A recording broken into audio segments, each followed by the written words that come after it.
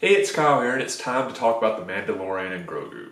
So in this review, I'm not doing a full-fledged, deep dive into the plot. So there's not going to be major spoilers in this review, but there will be some, I would say, minor spoilers. So if you haven't watched the movie yet, I would recommend not watching my full review. Go see the movie and then come back and watch the review.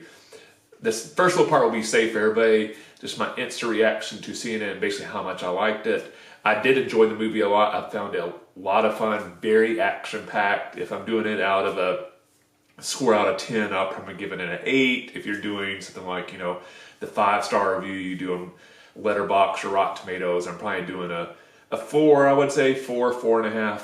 Overall, I just had a lot of fun watching. Like when I left the theater, I was happy and I enjoyed it. Why I didn't get that full, 5 stars or 10 out of 10 or a little bit closer to 10 out of 10, it doesn't really change the overall story of Star Wars. So there's no major developments with the Mandalorian and Grogu that dramatically shape what's coming next.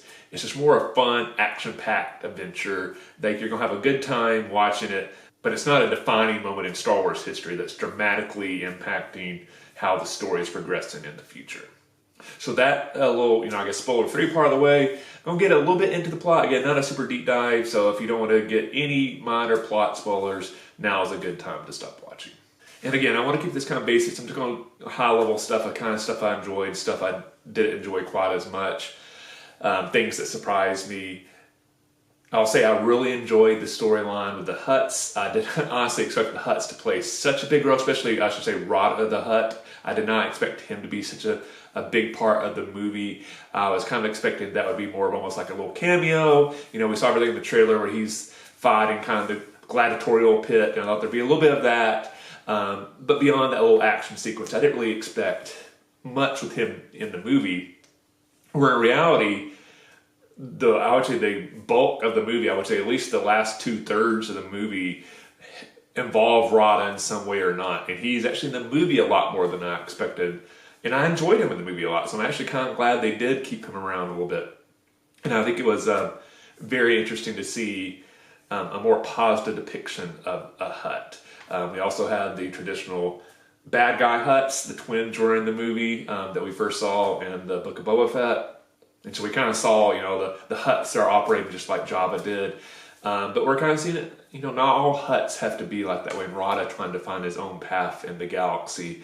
So I really enjoyed his part of the storyline. I think the part I haven't really decided if I enjoy yet or not in regard to the Hutts is about half the time they're tucking in Huttese and half the time they're talking in basic. So Rada the Hutt is basically always talking in basic. And I'm not sure how I feel about that yet. I think it's because I'm so used in the movies to seeing them speak nothing but Huttese. But obviously in the Clone Wars and also in some books and stuff like that, we've had Hutt speaking basic. And just seeing a Hutt in live action speaking basic at first threw me a little bit. So I'm just so not used to seeing that. But overall, the other stuff with the Hutts, I really enjoyed a lot. The opening fight sequence between the Mandalorian and the Imperial on the snow planet was a really cool fight sequence. I love the part where you have the Imperial warlord kind of interacting with the people that he's ruling over and basically it's like, oh, aren't you so happy we're helping you out? You can tell they're not happy. And then he drops and he's like, oh, but you owe me even more money to help me out here. And then how quickly those people turn on him once the Mandalorian shows up. But everything with the fight sequence with that planet was really well done. Great way to start the movie. No complaints about anything in that sequence. I really loved it a lot. Kind of related now, I'm glad that Zeb was actually in the movie so much. Again, I wasn't sure how much he was going to be in there. And he in some ways ended up kind of being like a semi-sidekick to the Mandalorian and Grogu. So I was excited that he is in it.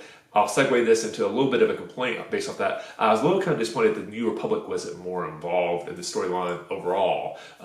Sigourney Weaver's character was really not in it a whole lot. And they didn't really give her a whole lot to do, so I'm not sure, other than just having a big star in the movie, what the point was of that character when it really didn't seem to add a whole lot to the storyline. I honestly wish they would gave her and other people in the New Republic a little bit bigger part of the storyline to kind of tie that New Republic versus Empire aspect of the storyline that we've seen a lot in the Mandalorian TV show. This one's just like, it's really heavily focused. We're seeing all the action through the Mandalorian and Grogu.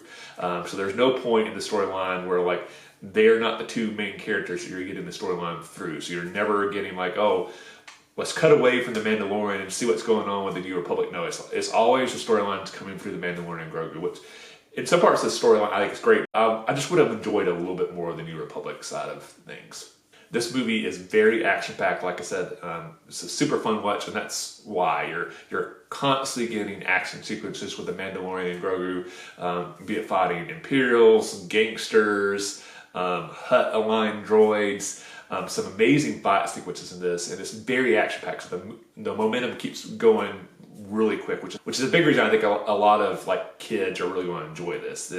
Like, there's always something on the screen that's going to be entertaining them, be it action or the cuteness of Grogu or the Anzellans. There's a lot of laughs. I know the theater I was in, there were a lot more chuckles and laughs at points where you're supposed to get laughs than I was actually expecting.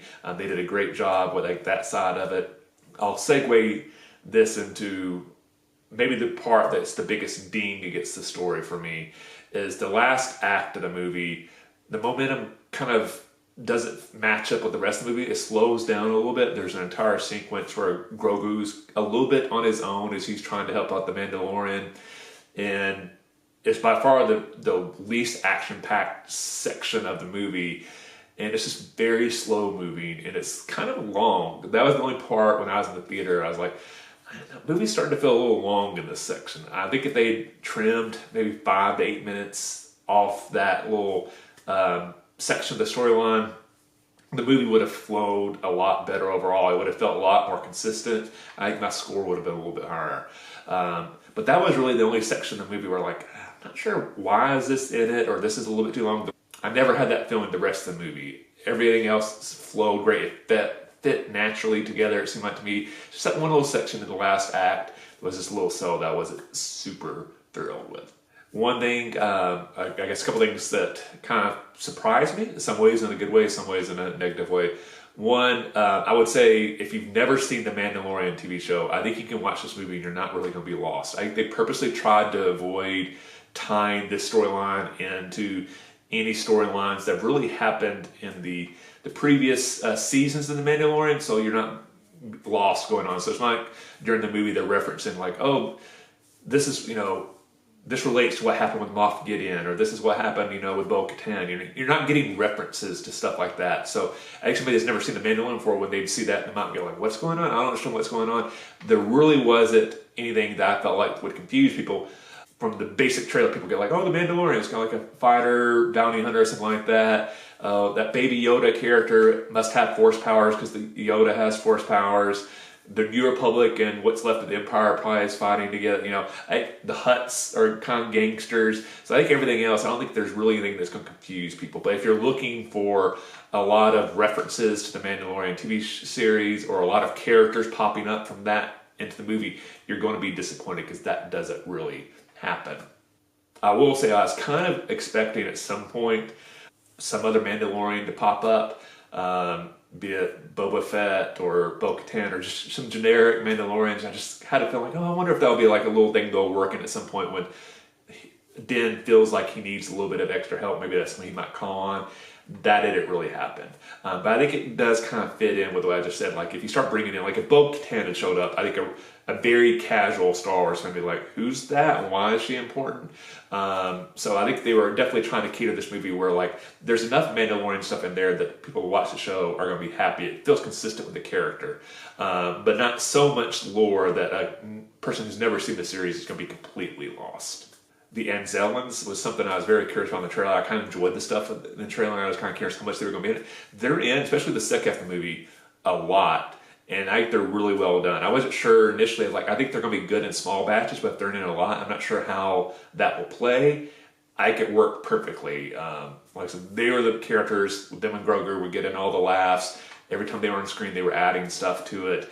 At least to me and everybody in my screening, nobody really seemed to the theater didn't seem to lose energy when the Anzellans were on the screen. If anything, they seemed to pep up. It's like, oh, the Anzellans again. This is really fun.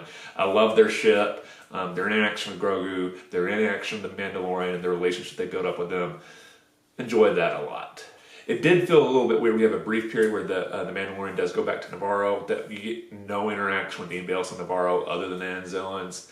I understand why they did that. I don't know if they want to get into Carl Weathers dying and how to address that in a movie, especially for people that are not familiar with the character. So I think, you know, if you're a fan of the TV series, you want that to be a big moment where, however they decide to deal with the fate of that character, it's done respectfully and also seems to impact the Mandalorian appropriately based on their relationship.